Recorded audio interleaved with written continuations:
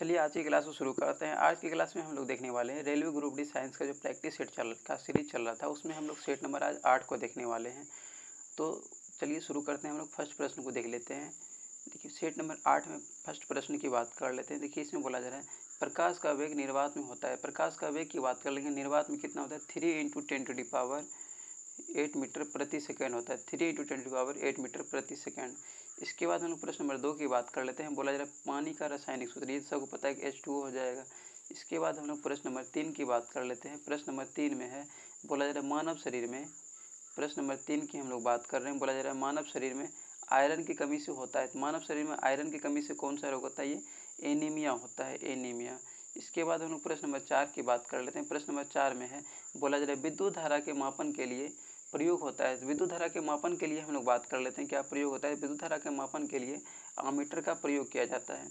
इसके बाद हम लोग प्रश्न नंबर 5 की बात कर लेते हैं। प्रश्न नंबर 5 में है, बोला जा रहा है ओजोन परत किस गैस से नष्ट होती है। ओजोन परत की हम लोग बात कर लेंगे। किस गैस से नष्ट होती है? क्लोरोफ्लोरोकार्बन से ये नष्ट होती है।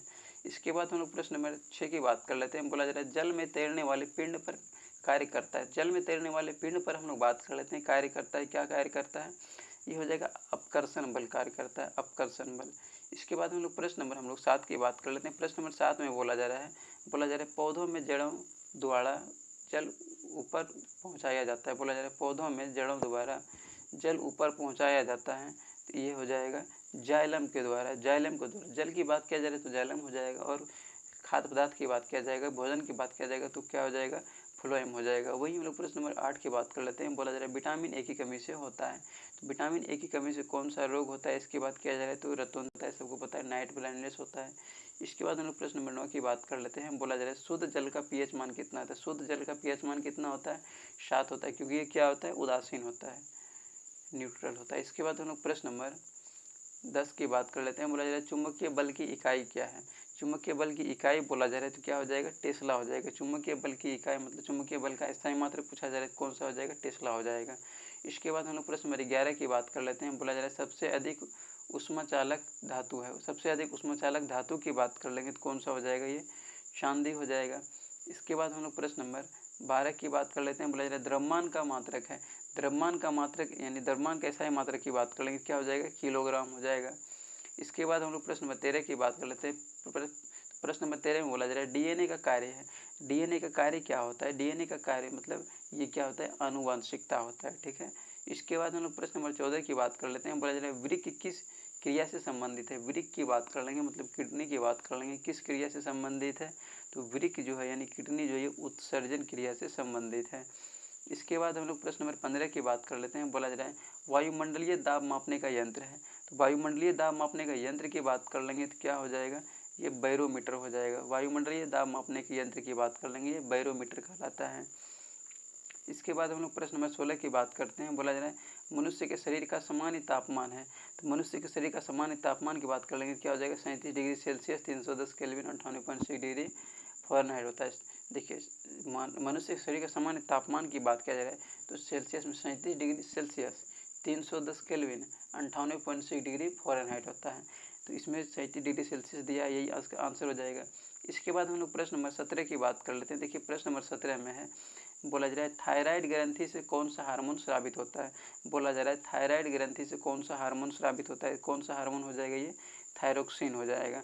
थायराइड ग्रंथि से कौन सा हार्मोन स्रावित होता है? ये थायरोक्सिन होता है।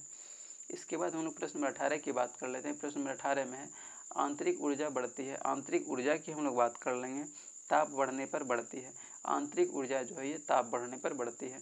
इसके बाद हम लोग प्रश्न नंबर 19 की बात कर लेते हैं। प्रश्न नंबर 19 में है मनुष्य के शरीर में सबसे छोटा अंग कौन सा होता है। तो मनुष्य के शरीर में सबसे छोटा अंग की हम लोग बात कर लेंगे तो कौन सा हो जाएगा? ये स्टेपेज हड्डी हो जाएगा, स्टेपेज हड्डी। वहीं हम लोग प्रश्न नंबर 20 की बात कर लेते हैं। प्रश्न नंबर 20 में है कोशिका का विद्युत गृह कहलाता है। यानी कोशिका का विद्युत गृह की हम लोग बात कर लेंगे तो क्या कहलाता है? ये हो जाएगा माइटोकॉन्ड्रिया हो जाएगा। इसके बाद हम लोग प्रश्न नंबर 21 की बात कर लेते हैं। प्रश्न नंबर 21 में देखिए, प्रश्न नंबर 21 में है सबसे अधिक ऊर्जा देने वाला पोषक तत्व है। तो सबसे अधिक ऊर्जा देने वाला पोषक तत्व की हम लोग बात कर लेंगे तो क्या हो जाएगा? ये वसा हो जाएगा। इसके बाद हम लोग प्रश्न नंबर 22 की बात कर लेते हैं। प्रश्न नंबर 22 में है, देखिए प्रश्न नंबर 22 में बोला जा रहा है विद्युत परिपथ को चालू बंद करने के लिए उपयोग किया जाता है। विद्युत परिपथ को चालू बंद करने के लिए हम लोग बात कर लेते हैं कि किसका उपयोग किया जाता है।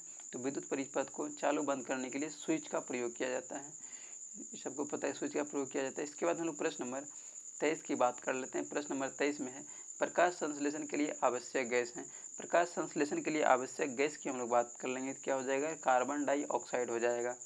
इसके बाद हम लोग प्रश्न नंबर 24 की बात कर लेते हैं। प्रश्न नंबर 24 में है मस्तिष्क का नियंत्रण केंद्र है। मस्तिष्क का नियंत्रण केंद्र की बात कर लेंगे। क्या हो जाएगा, सेरिब्रम कॉर्टेक्स हो जाएगा। इसके बाद हम लोग प्रश्न नंबर 25 की बात कर लेते हैं, जो कि आज के सेट का सबसे अंतिम प्रश्न है। इसमें बोला जा रहा है कांच में प्रकाश की चाल होती है। कांच में प्रकाश की चाल की बात कर लेंगे। ये न्यूनतम होती है। कांच में प्रकाश की चाल न्यूनतम होती है और सबसे अधिक किस में होती है, निर्वात में। प्रकाश की चाल सबसे अधिक निर्वात में होती है, इन भिक्कियों में होती है। तो आज का सेट भी ये समाप्त हो गया। अब हम लोग सेट नंबर 9 को हम लोग नेक्स्ट क्लास में देख लेंगे। तो आज की क्लास को यहीं पे एंड करते हैं।